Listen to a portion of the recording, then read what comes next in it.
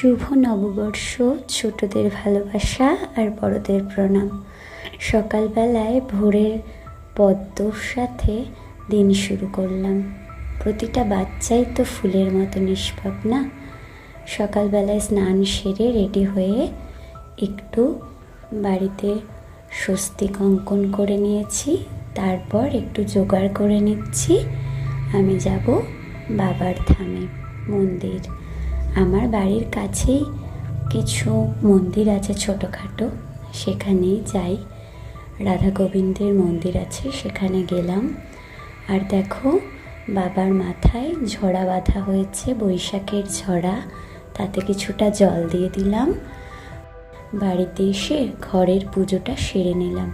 দেখো আমার বাড়ির মন্দিরটা কেমনভাবে সাজিয়ে গুছিয়ে, আবার দুপুর না হতেই বেরিয়ে পড়লাম হালখাতা করতে। বেশ মজা করলাম।